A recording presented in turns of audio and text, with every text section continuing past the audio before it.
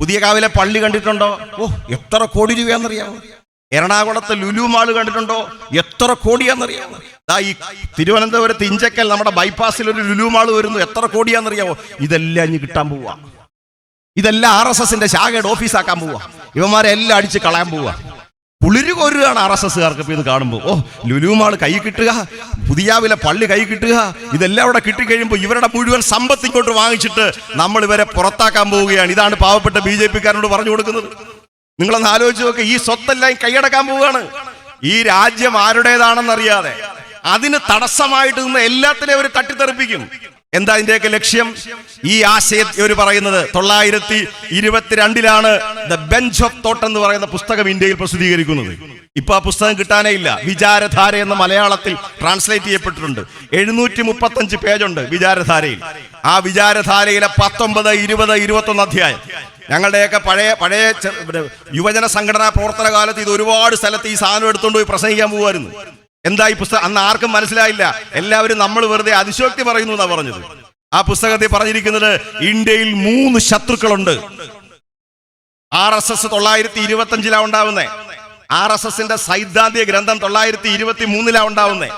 ആ ഗ്രന്ഥം എഴുതിയ ആളിന്റെ പേരാണ് MS ഗോൾവക്കർ.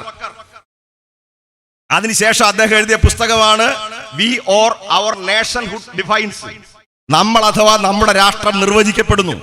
ആ പുസ്തകം വരെ 1939. ഈ 2 പുസ്തകത്തിലും പറയുന്നത് എന്താ അറിയോ? ഇന്ത്യക്ക് 3 ശത്രുക്കളുണ്ട്. 1 മുസ്ലിം, 2 ക്രിസ്ത്യാനി, 3 കമ്മ്യൂണിസ്റ്റുകാർ. എന്നിട്ട് ഈ 3 പേരുമാണ് ഇന്ത്യയുടെ ശത്രുക്കൾ എന്ന് പറഞ്ഞിട്ട് ഈ പുസ്തകത്തിന്റെ 47-ാമത്തെ പേജ് പറയുന്നുണ്ടെന്ന് ശ്രദ്ധിച്ചോ. വിദേശ വംശങ്ങളിൽപ്പെട്ട ആളുകൾ എന്ന് പറഞ്ഞാൽ ആരാ? വിദേശ ആശയങ്ങൾ. മുസ്ലിം വിദേശീയമാണ്, ക്രിസ്ത്യാനി വിദേശീയമാണ്, കമ്മ്യൂണിസ്റ്റ് ആശയങ്ങൾ വിദേശീയമാണ്. അവർ ഹിന്ദുക്കളുടെ ഭാഷയെയും സംസ്കാരത്തെയും കളങ്കപ്പെടുത്തുന്നവരാണ്. ആ പുസ്തകത്തിൽ എഴുതി വച്ചിരിക്കുകയാണ്. ഹിന്ദു രാഷ്ട്രം മഹത്വവൽക്കരിക്കുക എന്ന ജോലി അവർ ഏറ്റെടുക്കണം. അങ്ങനെ ചെയ്തില്ലെങ്കിൽ അവർ ഹിന്ദു വംശത്തിൽ ലയിക്കണം. അങ്ങനെയും ചെയ്തില്ലെങ്കിൽ അവർ ഒന്നും തന്നെ അവകാശപ്പെടാനില്ലാത്ത, പ്രത്യേക പരിഗണന അർഹിക്കാത്ത, അവസാനത്തെ വാക്ക് കേട്ടോ, പൗരത്വം പോലും നിഷേധിക്കപ്പെടുന്നവരായിരിക്കും. 1923 എഴുതി വെച്ച സാധനമായത്. 2025 ആകുമ്പോൾ 100 വർഷം തികയും. പൗരത്വം പോലും നിഷേധിക്കപ്പെടുന്ന ഒരുവരായിട്ട് അവർ മാറും എന്ന് അന്ന് എഴുതി വെച്ചതാ. അത് നടപ്പിലാക്കാൻ വേണ്ടിയിട്ടാണ് നമ്മുടെ രാജ്യത്തെ കോർപ്പറേറ്റുകളും RSSും കൂടെ ഒരുമിച്ച് ചേർന്നുകൊണ്ട് ഈ നിയമം കൊണ്ടുവന്നിരിക്കുന്നത്. 1948 ജനുവരി 30 ഗാന്ധിജി മരിക്കുമ്പോ ഇന്ത്യ സ്വതന്ത്രമായിട്ട് എത്ര നാൾ കഴിഞ്ഞ്? സെപ്റ്റംബർ, ഒക്ടോബർ, നവംബർ, ഡിസംബർ, ജനുവരി. 5 മാസം ഇന്ത്യയിൽ ആ മനുഷ്യൻ താമസിക്കാൻ സമ്മതിച്ചില്ല. 80-ാമത്തെ വയസ്സിൽ എല്ലിച്ച ശരീരം, 4 വെടിയുണ്ടകൾ കേറ്റ് കയ്യിൽ പിടിച്ചിരുന്ന ഭഗവത്ഗീത നെഞ്ചോട് ചേർത്ത് ചോരയൊഴുകി കിടന്നിരുന്ന ആ മഹാത്മാഗാന്ധിജിയെ വെടിവെച്ചു കൊന്ന കേസിലെ 6-ാമത്തെ പ്രതിയാണ് BJP പാർലമെന്റിൽ കൊണ്ടുവന്ന് നമ്മുടെ BR അംബേദ്കറിന്റെ എതിരായിട്ട് സ്ഥാപിച്ചിരിക്കുന്ന ചിത്രമുണ്ടല്ലോ പാർലമെന്റിന്റെ സെൻട്രൽ ഹാളിൽ. ആ ചിത്രം വെച്ചിരിക്കുന്നത് സാക്ഷാൽ VD സവർക്കറിന്റെതാണ്. ആ ചിത്രത്തിന്റെ മറുപുറത്താണ് പാർലമെന്റ് സെൻട്രൽ ഹാളിൽ മഹാത്മജിയുടെ ചിത്രം ഇരിക്കുന്നത്. മഹാത്മജിയെ വെടിവെച്ച് കൊന്നാൾ ബുദ്ധന്റെ അഹിംസയും സാക്ഷാൽ കൃഷ്ണനാം ഭഗവാന്റെ നയതന്ത്രജ്ഞതയും രന്തിദേവന്റെ ദയാവായ്പും മുഹമ്മദിൻ സ്ഥൈര്യവും ക്രിസ്തുദേവന്റെ പരിത്യാഗശീലവും ചേർന്നൊത്തു കാണണമെങ്കിൽ ചെല്ലുവിൻ ഭവാൻമാരൻ ഗുരുവിന് കിടത്തിൽ അല്ലായെങ്കിൽ അവിടുത്തെ ചരിത്രം വായ്പിനെന്ന് വള്ളത്തോളിനാൽ വിശേഷിപ്പിക്കപ്പെട്ട ഈ നൂറ്റാണ്ടിൽ ജീവിക്കുന്ന തലമുറ, അടുത്ത നൂറ്റാണ്ടിൽ ജീവിക്കുന്ന തലമുറ ഇങ്ങനെ മജ്ജയും മാംസവുമായിട്ട് ഒരു മനുഷ്യൻ നടന്നു പോയിട്ടുണ്ടോ എന്ന് സംശയിക്കുമെന്ന് ആരെ കുറിച്ച് പറഞ്ഞോ? ആ മഹാത്മജിയുടെ നെഞ്ചിലേക്ക് വെടിയുണ്ട വായിച്ചിട്ട് ഒറ്റ കാരണത്താലാണ് ഗാന്ധിജിയെ അവർ കൊല്ലുന്നത്. ഞാൻ ഇന്ന് കണ്ട ഒരു പോസ്റ്റർ, അവരുടെ ഒരു നേതാവ് ജാഥ നടത്തുന്നതിന്റെ പോസ്റ്റർ ഞാൻ കണ്ടിട്ട് ചിരിച്ചുപോയി. ഗാന്ധി സങ്കല്പ യാത്ര, BJPയുടെ യാത്രയുടെ പേരാ ഗാന്ധി സങ്കല്പ യാത്ര. ഗാന്ധിജിയുടെ ആശയം ഉൾക്കൊണ്ടുകൊണ്ട് അവർ സങ്കല്പയാത്ര നടത്തുകയാണ്. ആ ഗാന്ധിജിയെ വെടിവെച്ചു കൊല്ലാനുള്ള കാരണം എന്താണ്? ഒറ്റ മുദ്രാവാക്യമാണ്, ഈശ്വർ അല്ലാ തേരേ നാം. നിങ്ങൾ സ്വാതന്ത്ര്യ സമരത്തിൽ ഹിന്ദുക്കളും മുസ്ലിങ്ങളും തമ്മിൽ എന്തിനാ തർക്കിക്കുന്നത്? ഒരാൾ പറയുന്നു രാമനാ ദൈവം, വേറൊരാൾ പറയുന്നു റഹീമാ ദൈവം. അപ്പൊ മഹാത്മാഗാന്ധിജി പറഞ്ഞു ഈശ്വരു അല്ലാ തേരേ നാം. ഇത് പറഞ്ഞതിനാണ് ഗാന്ധിജിയെ വെടിവെച്ചു കൊല്ലുന്നത്. പിന്നെ അദ്ദേഹം പാകിസ്ഥാനും ഇന്ത്യയുമായി വിഭജിക്കപ്പെട്ടപ്പോ പാകിസ്ഥാൻ ഒരു 40 കോടി രൂപ ബാലൻസ് അങ്ങോട്ട് കൊടുക്കാനുണ്ട്. ഇന്നത്തെ ഒരു 400-4,000 കോടിയായിരിക്കും. ഗാന്ധിജി നെഹ്റുവിനോട് പറഞ്ഞു ആ പൈസ കൊടുക്കാൻ പറഞ്ഞു. ക്യാബിനറ്റ് കൂടിയിട്ട് കൊടുക്കുന്നതിൽ മടി കാണിച്ചു. ഗാന്ധിജി പറഞ്ഞു ആ പൈസ കൊടുക്കാൻ പറഞ്ഞു, കൊടുത്തില്ല. അപ്പൊ എന്ത് ചെയ്തു? ഗാന്ധിജി പോയി നിരാഹാര സത്യാഗ്രഹം കിടന്നു. ഈ മനുഷ്യൻ അവസാനമായിട്ട് നിരാഹാര സത്യാഗ്രഹം കിടന്നത് പാകിസ്ഥാനിലെ ജനങ്ങൾക്ക് കൊടുക്കാനുള്ള പണം കൊടുക്കാൻ വേണ്ടിയാ. ഇന്ത്യ ഗവൺമെന്റ് പിന്നീട് പൈസ കൊടുത്തു. ആ മഹാത്മജി ജീവിച്ചിരുന്നാൽ ഇന്ത്യ ഹിന്ദു രാഷ്ട്രമാക്കി മാറ്റാൻ പറ്റത്തില്ല. അതുകൊണ്ട് ഹിന്ദുക്കളെ കൊല്ലുക. മുസ്ലിംകൾ ജീവിച്ചിരുന്നാൽ പറ്റില്ല, ക്രിസ്ത്യാനി ജീവിച്ചിരുന്നാൽ പറ്റില്ല, കമ്മ്യൂണിസ്റ്റുകാരൻ ജീവിച്ചിരുന്നാൽ പറ്റില്ല. അതുകൊണ്ടാണ് പിണറായിയുടെ തലയ്ക്ക് 3 കോടി രൂപ പ്രഖ്യാപിച്ചത്. ഇങ്ങനെയാണ് ചെയ്തുകൊണ്ടിരിക്കുന്നത്. അതുകൊണ്ട് ചെറിയ കാര്യമൊന്നുമല്ല. അപ്പൊ ചിലർ കരുതും മുസ്ലിങ്ങൾക്കല്ലേ ഉള്ള പ്രശ്നം, ക്രിസ്ത്യാനികൾക്കല്ലേ ഉള്ള പ്രശ്നം. അതിനാണ് ജർമ്മൻ കവി, ഒരു പാസ്റ്ററായിരുന്നു നെപ്പളർ, ഒരു കവിത എഴുതിയിട്ടുണ്ട്. വലിയ കവിതയൊന്നുമല്ല, പുള്ളി ഒറ്റ കാര്യം പറഞ്ഞുള്ളൂ. ആദ്യം അവർ ജൂതന്മാരെ തിരക്കി വന്നു. ഞാനൊന്നും മിണ്ടിയില്ല, കാരണം ജൂതന്മാരെ തിരക്കി വന്നതിന് ഞാൻ എന്തിനാ വേളം ഉണ്ടായി. രണ്ടാമത് അവർ മുസ്ലിങ്ങളെ തിരക്കി വന്നു. ഞാൻ ശബ്ദിക്കാൻ പോയില്ല, ഞാൻ മുസ്ലിം അല്ല. മൂന്നാമത് അവർ ക്രിസ്ത്യാനികളെ തിരക്കി വന്നു. ഞാൻ മിണ്ടാനേ പോയില്ല, ഞാൻ ക്രിസ്ത്യാനിയല്ല. നാലാമത് അവർ എന്നെ തിരക്കി വന്നു. ഞാൻ ചുറ്റിനും നോക്കിയപ്പോൾ ഒരുത്തനും ഇല്ല എന്നെ രക്ഷിക്കാൻ. ഈ അവസ്ഥയായിരിക്കും നാട്ടിലെ 80% വരുന്ന പിന്നാക്ക ജനവിഭാഗങ്ങൾക്ക് ഉണ്ടാകാൻ പോവുക. കാരണം ഈ മനുസ്മൃതിക്കകത്ത് വേറൊരു കാര്യം കൂടെ പറയുന്നുണ്ട് കേട്ടോ. ഈ പുസ്തകത്തിനകത്ത് അതിനകത്ത് 3 വംശങ്ങളെ അവർ അംഗീകരിക്കൂ: ബ്രാഹ്മണൻ, ക്ഷത്രിയൻ, വൈശ്യൻ. 4ാമത് ശൂദ്രനാണ്. കേരളത്തിലെ നായർ വിഭാഗം ഉൾപ്പെടെ അതിനകത്താ വരുന്നത്. നമ്മുടെ നായർ വിഭാഗത്തിന് കേട്ടാ ഇഷ്ടപ്പെടാത്തൊരു കാര്യമാണ്. ശൂദ്രൻ 4 ചർണങ്ങൾ: ബ്രാഹ്മണൻ, ക്ഷത്രിയൻ, വൈശ്യൻ. കേരളത്തിൽ വൈശ്യന്മാരില്ല. വൈശ്യനാണ് ഈ ഗാന്ധിജി. വൈശ്യവംശത്തിൽപ്പെട്ട ആളാണ് ഗാന്ധിജി. ഗുജറാത്തിലെ ബനിയാണ് ജാതി. ഗുജറാത്തിലെ ബനിയാണ് ആരാധിച്ചിരുന്നത് വിഷ്ണുവിനെയാണ്. വൈഷ്ണവ ജനതയാണ് അദ്ദേഹത്തിന്റെ പിന്മുറക്കാരെന്ന് പറയുന്നത്. പിന്നെ ഉള്ളത് ആരാണ്? ക്ഷത്രിയനും ഹിന്ദുക്കൾ ബ്രാഹ്മണരുമാണ്. അവരുടെ കൂട്ടത്തിൽ ഈ പിന്നാക്കക്കാരൻ വരില്ല. അതുകൊണ്ടാണ് 10 ലക്ഷം ഹിന്ദുക്കളെ വിളിച്ചുകൊണ്ട് ഡോക്ടർ BR അംബേദ്കർ മുസ്ലിം ഹിന്ദു മതം വിട്ടിട്ട് പോകാനുള്ള കാരണം അതാണ്. കുമാരനാശാൻ ചണ്ടാല ഭിക്ഷു എഴുതിയപ്പോ ആനന്ദഭിക്ഷുവിനെ കിണറ്റിൻകരയിൽ നിന്നുകൊണ്ട് പരിചയപ്പെട്ട പെങ്കൊച്ച് ആനന്ദഭിക്ഷു വന്നപ്പോ പറഞ്ഞത് ആരാണെന്ന് ചോദിച്ചപ്പോ അവൾ പറഞ്ഞു, ഗ്രാമത്തിൻ പുറത്ത് ഇങ്ങു വസിക്കുന്ന ചാമർ നായകൻ തന്റെ കിടാത്തി ഞാൻ. എനിക്ക് ഗ്രാമത്തിനകത്ത് വസിക്കാൻ അധികാരമില്ല, ഗ്രാമത്തിന് പുറത്താണ് ഞാൻ. അതാണ് ചണ്ടാളൻ. ആ ചണ്ടാളർ സ്വയം പേര് മാറ്റി. ചണ്ടാളർ എന്ന പേര് വേണ്ട, അവർ ഉണ്ടാക്കിയ പേരാണ് നാമശൂദ്രർ. ആ നാമശൂദ്രരാണ് 12 ലക്ഷം പുറത്താക്കിയത്. എങ്ങനെ പൗരത്വം തെളിയിക്കാൻ പറ്റും? ഇന്ത്യ രാജ്യത്തുള്ള മുസ്ലിമിന്റെ പൗരത്വം എങ്ങനെ തെളിയിക്കാൻ പറ്റും? ഇന്ത്യ കണ്ട ഏറ്റവും പ്രധാനപ്പെട്ട ഒരു മുസ്ലിമിന്റെ പേര് ഞാൻ പറയാം. ഡോക്ടർ ഫക്രുദ്ദീൻ അലി അഹമ്മദ് ഇന്ത്യയിലെ 1ാമത്തെ പൗരനായിരുന്നു. അദ്ദേഹത്തിന്റെ പിന്മുറക്കാർ ഇപ്പൊ ആസാമിലാണ് താമസിക്കുന്നത്. ഈ നിയമം വന്നു കഴിഞ്ഞപ്പോ ഫക്രുദ്ദീൻ അലി അഹമ്മദിന്റെ പിന്മുറക്കാർ പൗരത്വ പട്ടികയിൽ നിന്ന് പുറത്തായി. എങ്ങനെ തെളിയിക്കും അവര്? കാരണം നിങ്ങൾക്ക് എല്ലാവർക്കും അറിയാം, പഴയ ആളുകൾ ഈ യോഗം കേൾക്കുന്നവർക്കറിയാം, കേരളത്തിലും ഇന്ത്യയിലും ജനന മരണ രജിസ്റ്റർ പഞ്ചായത്ത് രജിസ്റ്റർ ചെയ്യാൻ തുടങ്ങിയത് എന്താ? 969 69 മുമ്പ് നിങ്ങൾക്ക് ജനന മരണ രജിസ്റ്റർ പഞ്ചായത്തിൽ പോയി രജിസ്റ്റർ ചെയ്യണ്ട. വയറ്റാട്ടി പറയും, അച്ഛമേലെ ഭാഗിനിയമ്മ വയറ്റാട്ടി പറയും, പരീക്ഷ എഴുതിയ പേപ്പറിന്റെ സർട്ടിഫിക്കറ്റ്. അല്ലെങ്കിൽ നിങ്ങൾ സ്കൂളിൽ പഠിച്ചിരുന്നെങ്കിൽ 8ാം ക്ലാസ്സിൽ അവിടെ പഠിച്ചിരുന്നതായിട്ട് HM എഴുതി തന്നു കഴിഞ്ഞാൽ നിങ്ങളുടെ വയസ്സ് തെളിയിക്കാം. 969 മുമ്പ് പഞ്ചായത്തിൽ രേഖയില്ല. നിങ്ങൾ എങ്ങനെ വയസ്സ് തെളിയിക്കും? നിങ്ങൾ എങ്ങനെ നിങ്ങളുടെ പൗരത്വം തെളിയിക്കും? അതിനു മുമ്പ് നിങ്ങളുടെ അച്ഛനോ അമ്മയോ നിങ്ങളുടെ വാപ്പയോ ഉമ്മയോ ഇന്ത്യയിൽ ജീവിച്ചിരിക്കണം, എങ്കിലേ നിങ്ങൾക്ക് പൗരത്വം കിട്ടൂ. അപ്പൊ ഫക്രുദ്ദീൻ അലി അഹമ്മദിന്റെ തലമുറ മുഴുവൻ പൗരത്വ പട്ടികയിൽ നിന്ന് പുറത്തായി. 2ാമത്തെ ആളാരാ? പാകിസ്ഥാനുമായിട്ട് കാർഗിൽ യുദ്ധത്തിൽ ഏറ്റുമുട്ടിയ രാഷ്ട്രപതിയുടെ പതക്കം നെഞ്ചിലേറ്റിക്കൊണ്ടുവന്ന പട്ടാളക്കാരന്റെ പിന്മുറക്കാർക്ക് ഇല്ല. ഇന്നലെ പുറത്തു വന്ന ഒരു വലിയ അത്ഭുതമുണ്ട്. ഇന്ത്യയിലെ ആദ്യത്തെ വനിതാ മുഖ്യമന്ത്രി 982 ആസാം മുഖ്യമന്ത്രിയായിരുന്ന തൈമൂർ, അവര് പൗരത്വ പട്ടികയിൽ നിന്ന് പുറത്താക്കി. എന്നിട്ടും പറയുക, നിങ്ങൾ മുസ്ലിങ്ങളെ നിങ്ങൾ പേടിക്കേണ്ട യാതൊരു കാര്യമില്ല, ഇവിടെ ജീവിക്കുന്നവർക്ക് കുഴപ്പമൊന്നും വരാൻ പോകുന്ന ജിഹാദികൾക്കാണ്, തീവ്രവാദികൾക്കാണ്. ആരാടോ ഈ തീവ്രവാദി? ഈ തീവ്രവാദി ആരാ? സംജോത എക്സ്പ്രസിന്റെ ബോംബ് സ്ഫോടനം നടത്തിയതാരാ? സ്വാമി അസീമാനന്ദ. മഹാത്മാഗാന്ധിയുടെ ചിത്രം വെച്ച് വെടിവെച്ചു കൊന്ന ആളാരാ? സ്വാമി പ്രഗ്യാ സിംഗ്, പാർലമെന്റ് മെമ്പറാ. ഗുജറാത്തിൽ 2000 പേരുടെ കൊലപാതകത്തിന് ഉത്തരവാദിയുടെ പേരെന്താ? സാക്ഷാൽ നരേന്ദ്രമോദി.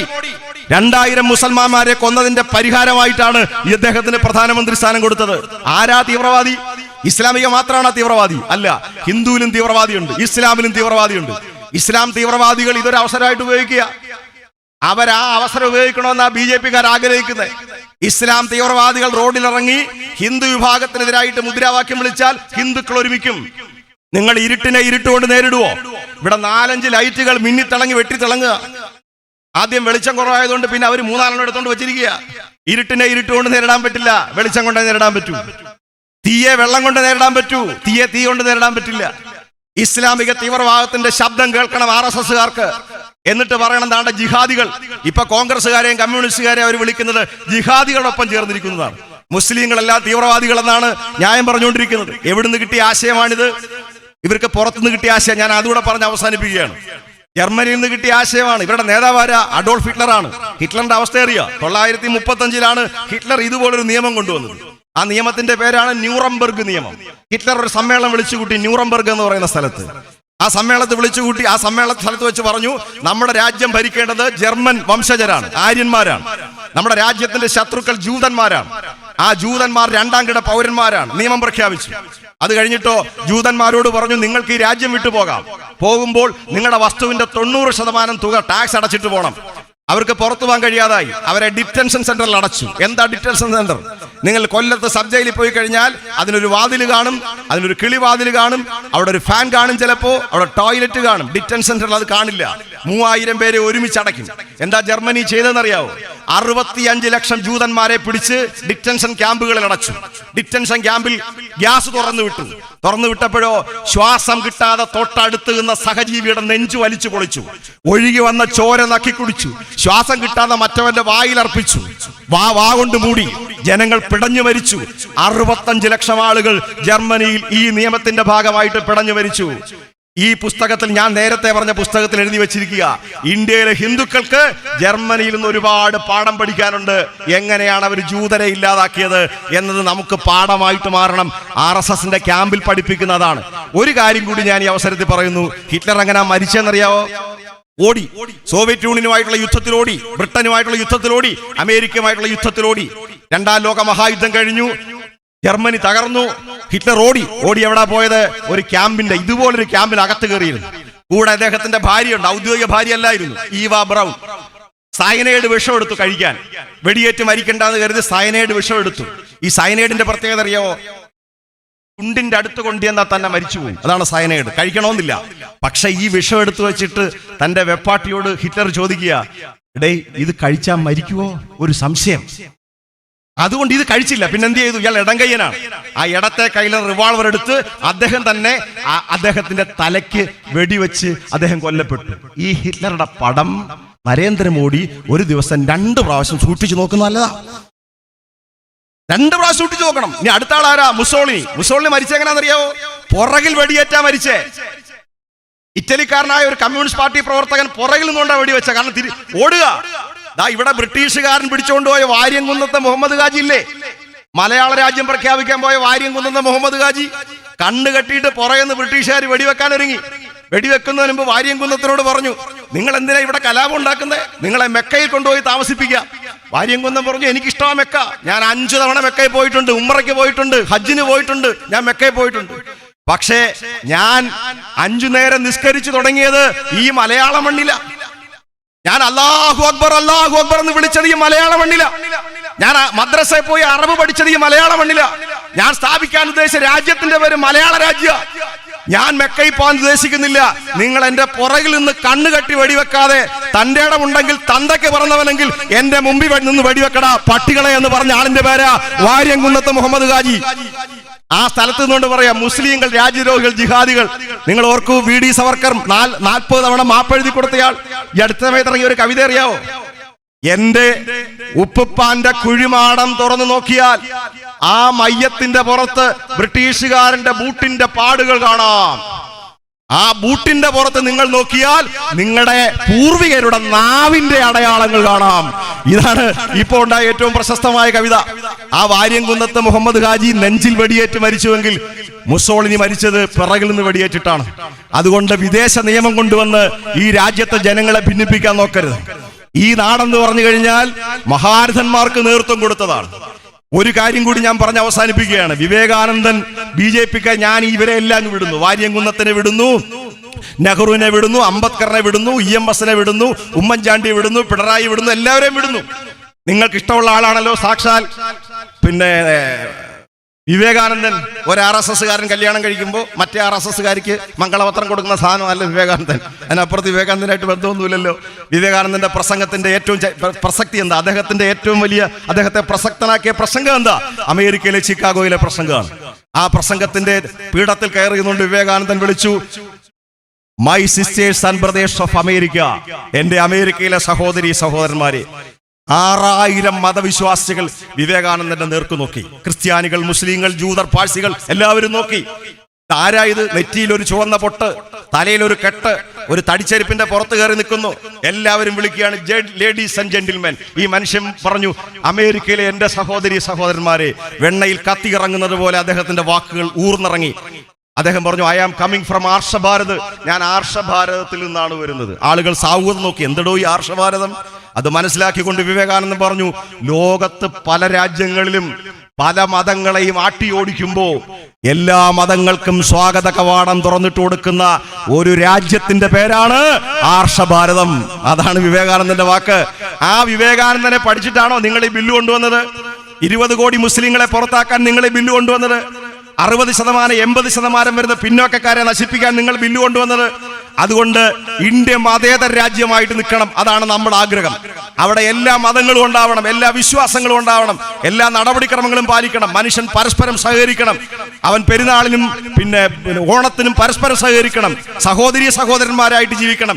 അവന്റെ വിശ്വാസത്തിന്റെ ഭാഗമായി പള്ളിയിലോ അമ്പലത്തിലോ എവിടെ വേണമെങ്കിലും പോകാം. മഹാത്മാജി ഏതെങ്കിലും അമ്പലത്തിൽ പോയി നിങ്ങൾ കണ്ടിട്ടുണ്ടോ? ഏതെങ്കിലും പള്ളിയിൽ പോയി നിങ്ങൾ വായിച്ചിട്ടുണ്ടോ? മഹാത്മാഗാന്ധി ഒരു അമ്പലത്തിലും പോയിട്ടുള്ളൂ, പള്ളിയിലും പോയിട്ടില്ല. ഇനി ഇന്ത്യ വിഭജിക്കാൻ കൂട്ടുനിന്ന മുഹമ്മദ് അലി ജിന്ന പള്ളിയിൽ പോയി നിസ്കരിച്ചിട്ടുണ്ടോ? മുഹമ്മദ് അലി ജിന്ന ചുരുട്ട് വലിക്കുമായിരുന്നു, അനിസ്ലാമികം. മുഹമ്മദ് അലി ജിന്ന മദ്യം കഴിക്കുമായിരുന്നു, അനിസ്ലാമികം. മുഹമ്മദ് അലി ജിന്ന മതവേഷം ധരിച്ചിട്ടില്ല, കോട്ട് ധരിക്കുമായിരുന്നു, പാശ്ചാത്യം, അനിസ്ലാമികം. നിങ്ങളുടെ നേതാവ് വി.ഡി. സവർക്കർ അമ്പലത്തിൽ പോയിട്ടില്ല. ഇവർക്കൊന്നും മതവും ദൈവവും അല്ല പ്രശ്നം. ഇവർക്കൊക്കെ കോർപ്പറേറ്റുകൾക്ക് രാജ്യം എഴുതി കൊടുക്കുക എന്നുള്ളതാണ് പ്രശ്നം. ബി.ജെ.പിയുടെ ചരിത്രബോധവും ബി.ജെ.പിയുടെ വിവരക്കേടും ഒക്കെ നമ്മൾ ചാനൽ ചർച്ചയെ കണ്ടുകൊണ്ടിരിക്കുന്നതാണ്. അതൊന്നും ഞാനിവിടെ പറയുന്നില്ല. ബി.ജെ.പിയുടെ ഒരാൾ ഈ അടുത്ത സമയത്ത് നടത്തിയ പ്രതികരണത്തിൽ പറഞ്ഞു, ശ്രീനാരായണ ഗുരുവിനോട് വലിയ ദേഷ്യമായിരുന്നു EMS. അതുകൊണ്ട് ശ്രീനാരായണ ഗുരു അരുവിപ്പുറം പ്രതിഷ്ഠ നടത്തിയപ്പോൾ അദ്ദേഹം അവിടെ പോകാൻ തയ്യാറായില്ല. അപ്പൊ അവതാരക ചോദിച്ചു, ഒന്നുകൂടെ പറഞ്ഞേ. എന്റെ കയ്യിലിരിപ്പുണ്ട് പുസ്തകം. അദ്ദേഹം പറയുകയാണ്, EMS എഴുതിയ പുസ്തകം ഇരിപ്പുണ്ട്. ശ്രീനാരായണ ഗുരുവിനോട് എനിക്കുള്ള വിരോധം കൊണ്ട് ഞാൻ അവിടെ പോയില്ല എന്ന് EMS എഴുതിയ പുസ്തകം എന്റെ കയ്യിരിപ്പുണ്ട്. ആ രേഖയല്ല എന്റെ കയ്യിരിപ്പുണ്ട്. അരുവിപ്പുറം പ്രതിഷ്ഠ നടന്നതെന്ന 1888. EMS ജനിച്ചതെന്ന 1909. എന്തുകൊണ്ടാ പോയിരുന്ന? വണ്ടി കിട്ടിയില്ലായിരുന്നു. നിങ്ങളൊന്ന് ആലോചിച്ച് നോക്കിയേ. ആ രേഖയെല്ലാം എന്റെ കയ്യിലുണ്ട്. ശങ്കരാടി പറയുന്നത് പോലെയാണ്. ശങ്കരാടി വലത് കൈ ഉയർത്തിയിട്ട് പറഞ്ഞു, രേഖയെല്ലാം എന്റെ കയ്യിലുണ്ട്. ഇന്നസെന്റ് താഴോട്ട് നോക്കിയപ്പോഴാ ചങ്ങല കിടക്കുന്നു. ചങ്ങല സ്വാമി, ഇവനെല്ലാം വട്ടുപിടിച്ചിരിക്കുകയാണ്. ഈ രാജ്യത്ത് ഇങ്ങനെ എന്തെങ്കിലും ചെയ്യാൻ പറ്റുമോ? രാജ്യത്തിന്റെ മതനിരപേക്ഷത തകർക്കാൻ തീരുമാനിച്ചു. രാജ്യത്താദ്യമായി മതത്തിന്റെ പേരിൽ ഒരു നിയമം കൊണ്ടുവരുന്നു. അതിനെയാണ് നമ്മൾ എതിർക്കുന്നത്. ഇത് മുസ്ലിമിന്റെയോ ഹിന്ദുവിന്റെയോ പ്രശ്നമൊന്നുമല്ല. മതത്തിന്റെ പേരിൽ ഒരു നിയമം കൊണ്ടുവരുന്നതോടുകൂടി ഇന്ത്യ മതരാഷ്ട്രമായി മാറും. പാകിസ്ഥാനെ പോലെയാകും. അതാണ് പാകിസ്ഥാനിലെ ഒരു എഴുത്തുകാരി പറഞ്ഞത്, ഞങ്ങളെ പോലെ നിങ്ങളും ആയിക്കൊണ്ടിരിക്കുകയാണല്ലോ എന്ന് പറഞ്ഞതുകൊണ്ടാണ്. പാകിസ്ഥാനെ പോലെ ഇന്ത്യ ആയി മാറും, മതരാഷ്ട്രമായി മാറും. ആയി മാറിക്കഴിഞ്ഞാലോ ഇന്ത്യ സ്വതന്ത്രമായി 75 കൊല്ലമായിട്ട് നിൽക്കുകയാണ്. പാകിസ്ഥാൻ സ്വതന്ത്രമായി 25 കൊല്ലം കഴിഞ്ഞപ്പോൾ വിഭജിച്ച് ബംഗ്ലാദേശ് ഉണ്ടായി. ഇന്ദിരാഗാന്ധി നടത്തിയ യുദ്ധം, പാകിസ്ഥാനുമായിട്ട് നടത്തിയ യുദ്ധം, ബംഗ്ലാദേശ് ഉണ്ടായി. പാകിസ്ഥാൻ രണ്ടായി. ജുമാ നടക്കത്തില്ല പാകിസ്ഥാനിൽ എല്ലാ വെള്ളിയാഴ്ചയും, ബോംബ് സ്ഫോടനം നടക്കുന്നേ. വളരെ സമാധാനത്തോടുകൂടി വെള്ളിയാഴ്ച പോയി പള്ളി നിസ്കരിക്കാൻ ചെല്ലുന്ന സാധാരണ മുസൽമാന് കിട്ടുന്നത് ബോംബ് സ്ഫോടനമാണ്. അതാണ് പാകിസ്ഥാൻ. ആ പാകിസ്ഥാനെ പോലെ ഇന്ത്യ ആക്കാനുള്ള പരിശ്രമത്തിലാണ് ഈ ദുശാസനനും ദുര്യോധനനും കൂടെ തുടങ്ങിയിരിക്കുന്നത്. അതെന്റെ വാചകമല്ല, യശ്വന്ത് സിംഗ് പഴയ BJP നേതാവ് പറഞ്ഞേ, ദുര്യോധനനും ദുശാസനനും. കപിൽ സിബൽ എന്ന കോൺഗ്രസ് നേതാവ് പറഞ്ഞ 2 ദിനോസറുകൾ. ഇവർ രണ്ടുപേരുടെ ഇറങ്ങിയിരിക്കുകയാണ്. BJP-ക്കാർക്ക് പോലും സഹിക്കാൻ വയ്യാത്ത രീതിയിൽ ഇറങ്ങിയിരിക്കുകയാണ്. ഇവർ ഈ രാജ്യത്തെ നശിപ്പിക്കുന്നു. ഇവരുടെ ആശയം എവിടുന്നാ കിട്ടിയത്? ഈ കഴിഞ്ഞ മാസമാണ് Donald Trump, American president Trump ഒരു നിയമം കൊണ്ടുവന്നു. 7 മുസ്ലിം രാജ്യങ്ങളിൽ നിന്ന് അമേരിക്കയിലേക്ക് വരുന്നവർക്ക് വിസ അനുവദിക്കില്ല. 7 മുസ്ലിം രാജ്യങ്ങൾ. എന്നിട്ട് അദ്ദേഹം പറഞ്ഞു, അവിടെ മതന്യൂനപക്ഷങ്ങളുണ്ടെങ്കിൽ അവർക്ക് വിസ അനുവദിക്കും. അവിടുത്തെ പാർലമെന്റ് മെമ്പർമാർ എവിടെ പോയി? സുപ്രീം കോടതി പോയി, അമേരിക്കൻ സുപ്രീം കോടതി. ആ സുപ്രീം കോടതി പറഞ്ഞു, ഈ നിയമം ഭരണഘടനയ്ക്ക് നിരക്കുന്നതല്ല, പിൻവലിക്കാൻ പറഞ്ഞു. ഇന്ത്യയിൽ സുപ്രീം കോടതി ചെന്നു. അപ്പൊ സുപ്രീം കോടതി പറയാ, നീ എല്ലാം സമരം നിർത്തിയിട്ട് പിന്നെ ആലോചിക്കാവും. സുപ്രീം കോടതി കാവ്യവൽക്കരിക്കപ്പെട്ട് കഴിഞ്ഞിരിക്കുന്നു. എന്റെ ഏറ്റവും വലിയ തെളിവ് എന്താണെന്നറിയൂ? നമ്മുടെ അമിത്ഷാ ഒരു 3 മാസം ജയിലിൽ കിടന്നായിരുന്നു. സൊറാബ്ജി എന്ന് പറയുന്ന ഒരു മനുഷ്യനെ, ഒരു മുസ്ലിം സഹോദരനെ വെടിവെച്ച് കൊന്നു പോലീസ്. വ്യാജ ഏറ്റുമുട്ടലാണ്. ഒരു 2 ദിവസം കഴിഞ്ഞപ്പോൾ അദ്ദേഹത്തിന്റെ ഭാര്യയും വെടിയേറ്റ് മരിച്ചു. അന്വേഷണത്തിൽ ഇയാൾ കുറ്റക്കാരനാണ്. അന്നത്തെ ആഭ്യന്തരമന്ത്രിയാണ്, അവിടുത്തെ ആഭ്യന്തരമന്ത്രിയാണ് അമിത്ഷാ. അമിത്ഷാ 3 മാസം ജയിലിൽ അടയ്ക്കപ്പെട്ടു. അതിനുശേഷം അദ്ദേഹത്തിന് ജാമ്യം കിട്ടി. ഈ കേസുമായി സുപ്രീം കോടതി പോയി. സുപ്രീം കോടതിയിൽ ഈ കേസ് വാദിച്ച ജസ്റ്റിസിന്റെ പേരാണ് ജസ്റ്റിസ് ലോയ. ആ ലോയയോട് ഈ അമിത്ഷായുടെ സുഹൃത്ത് കൊണ്ടുവന്ന് 100 കോടി രൂപ വാഗ്ദാനം ചെയ്തു അമിത്ഷായെ രക്ഷിക്കാൻ. ലോയ തയ്യാറായില്ല. ഒരാഴ്ചക്കകം ലോയ കൊല്ലപ്പെട്ടു. ജസ്റ്റിസ് ലോയ കൊല്ലപ്പെട്ടു. പിന്നീട് വീണ്ടും ആ കേസിന്റെ മേൽ അന്വേഷണം നടന്നു. ആ അന്വേഷണത്തിന്റെ ഭാഗമായി പഴയ Kerala governor justice P Sadasivam supreme കോടതി ജഡ്ജിയായിരിക്കും ഈ കേസ് വന്നു. അമിത്ഷായെ വെറുതെ വിട്ടു. സദാശിവത്തെ കേരള ഗവർണറാക്കി. ഇതാണ് സുപ്രീം കോടതി ഇരിക്കുന്നവരെല്ലാം പ്രതീക്ഷയോടിരിക്കുകയാണ്. ഞങ്ങൾ റിട്ടയർ ആയി കഴിഞ്ഞാൽ എവിടുത്തെ ഗവർണറാകാം. ഇതിന്റെ തുടക്കമായിരുന്നു കാശ്മീരിലെ 370-ാം വകുപ്പ്. അതിനു മുമ്പായിരുന്നു ബാബറി മസ്ജിദിന്റെ തകർച്ച. പലർക്കും മനസ്സിലായില്ല. പലരും കരുതിയത് രാമനൊരു അമ്പലം പണിയുന്നതിന് എന്തിനാ തർക്കിക്കുന്നത്? മുസ്ലിങ്ങൾക്ക് എവിടെ വേണമെങ്കിലും ആകാമല്ലോ പള്ളി. സുപ്രീം കോടതി ഇപ്പൊ ചോദിച്ചതാണ്. മുസ്ലിങ്ങൾക്ക് എവിടെ വേണമെങ്കിലും ആകാമല്ലോ പള്ളി. കാരണം മുസ്ലിമിനെ ആരാധിക്കുന്നതിന് ഒരു പ്രത്യേക സ്ഥലം വേണമെന്നില്ല. ദാ ഇപ്പൊ വാങ്ക് വിളിക്കുന്നു, ആരാധിക്കാൻ വാങ്കുവിളി കഴിഞ്ഞു. ആരാധിക്കാൻ സ്വാതന്ത്ര്യമുള്ള, താല്പര്യമുള്ള ആൾക്ക് അങ്ങോട്ട് ചെന്ന് നെറ്റി താഴെ തൊടുവിച്ച്, കൈ താഴെ തൊടുവിച്ച്, മുട്ടു താഴെ തൊടുവിച്ച് നിന്നുകൊണ്ട് അല്ലാഹു അക്ബർ അല്ലാഹു അക്ബർ എന്ന് വിളിച്ചു കഴിഞ്ഞാൽ വാങ്കുവിളി നടത്താം, അല്ല നിസ്കാരം നടത്താം. ഈശ മുതൽ സുബഹ് മുതൽ ഈശ വരെയുള്ള നിസ്കാരത്തിന് എവിടെയായാലും സ്ഥലം മതി. സുപ്രീം കോടതി ചോദിക്കുകയാണ്, ബാബറി മസ്ജിദ് സ്ഥാപിച്ചത് ബാബർ, തർക്കമില്ല. അവിടെ വിഗ്രഹം കൊണ്ടിട്ടത് ഹിന്ദു തീവ്രവാദികൾ, തെറ്റ്. അത് പൊളിച്ചത്, ഹർസേവ നടത്തിയത് ഹിന്ദു തീവ്രവാദികൾ, അതും തെറ്റ്. എല്ലാം തെറ്റ്. പക്ഷേ രാമൻ ജനിച്ചു എന്ന് പറയുന്നത് കേവലം വിശ്വാസം. ബാക്കി എല്ലാത്തിനും തെളിവ്. പൊളിച്ചതിന് തെളിവ്, പണിഞ്ഞതിന് തെളിവ്, വിഗ്രഹം കൊണ്ടിട്ടതിന് തെളിവ്. പക്ഷെ നിങ്ങൾ എന്ത് ചെയ്യണം? നിങ്ങൾ 5 ഏക്കർ മാറി വാങ്ങിച്ചോളണം. പണ്ടൊക്കെ കാരാളിമുക്കിൽ വഴക്കിടും പറയും, നീ പോയി പള്ളി പോയി പറയടാന്ന് പറയും. ഇപ്പൊ പറയുന്നത് എന്താ അറിയോ? പോയി 5 ഏക്കറിൽ പോയി പറയടാന്ന് പറയും. പള്ളിയില്ല. അപ്പൊ ഇന്ത്യയിലെ മുസ്ലിങ്ങൾ എന്ത് ചെയ്തു?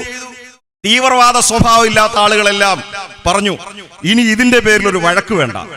വഴക്കൊഴിവാക്കാൻ വേണ്ടി ഒരു സഹിഷ്ണുത കാണിച്ചു ഇന്ത്യൻ മുസ്ലിമുകൾ. ചെറിയ സംഖ്യ ഒന്നുമല്ല കേട്ടോ, അത് ഞാൻ വെറുതെ പ്രകോപിപ്പിക്കാൻ വേണ്ടി പറയല്ല. ഇന്തോനേഷ്യ കഴിഞ്ഞാൽ ലോകത്ത് ഏറ്റവും കൂടുതൽ മുസ്ലിംസ് ഉള്ളത് പാകിസ്ഥാനിലല്ല, ഇറാനിലല്ല, ഇറാഖിലല്ല, സൗദിയിലല്ല, ഖത്തറിലല്ല, ഒമാനിലല്ല. ഇന്തോനേഷ്യ കഴിഞ്ഞാൽ ലോകത്ത് ഏറ്റവും കൂടുതൽ മുസ്ലിം ജനസംഖ്യ ഇന്ത്യയിലാണ്. 20 കോടിയാണ്. യൂറോപ്പിലെ ജനസംഖ്യ എത്ര? അമേരിക്കയിലെ ആകെ ജനസംഖ്യ 27 കോടിയാ. സിംഗപ്പൂരിലെ ജനസംഖ്യ 5 കോടിയാ. ഇപ്പൊ ഒരു പെങ്കൊച്ചു പ്രധാനമന്ത്രിയായാലും ലോകത്തെ ഏറ്റവും പ്രായം കുറഞ്ഞ പ്രധാനമന്ത്രി ഫിൻലൻഡ് 35 ലക്ഷം ജനങ്ങളെ ഉള്ളൂ. കൊല്ലം ജില്ലയിലെ ജനസംഖ്യ ഉള്ളൂ. അവിടെയാണ് 20 കോടി ജനങ്ങളാണ് ഇന്ത്യ രാജ്യത്ത് മുസ്ലിംസ്. ഇനി വേറൊരു കണക്ക് നിങ്ങൾ നോക്കിയേ, 800 വർഷക്കാലം ഇന്ത്യ ഭരിച്ച വംശമാണ് മുസ്ലിംസ്. 800 വർഷം, ചില്ലറയല്ല. അതിൽ ലോധി വംശമാകാം, ഖോറി വംശമാകാം, അക്ബർ ആകാം, ജഹാംഗീർ ആകാം, ഹുമയൂൺ ആകാം, ഷാജഹാൻ ആകാം, ഔറംഗസീബ് ആകാം, ആരുമാകാം. 800 വർഷക്കാലം. അതിൽ 300 വർഷക്കാലം ഇന്ത്യ ഭരിച്ചത് മുസ്ലിം ജനസാമാന്യമാണ്, മുസ്ലിം വംശമാണ്. 800 വർഷം ഭരിച്ചത്. 300 വർഷം മുഗൾ രാജവംശം.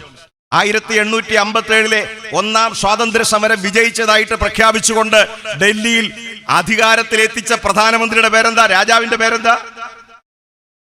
അന്ന് ഈ സ്വാതന്ത്ര്യ സമരത്തിൽ ജനങ്ങൾ സംഘടിച്ച് 1857 സിപ്പാഹി ലഹള 1-ാം സ്വാതന്ത്ര്യ സമരത്തിൽ ബ്രിട്ടീഷുകാർക്കെതിരായിട്ട് ഞങ്ങൾ രാജാവിനെ പ്രഖ്യാപിക്കുന്നു. അയാളുടെ പേരെന്താ? ബഹദൂർ ഷാ. മുഗൾ രാജവംശത്തിന്റെ അവസാന ചക്രവർത്തി.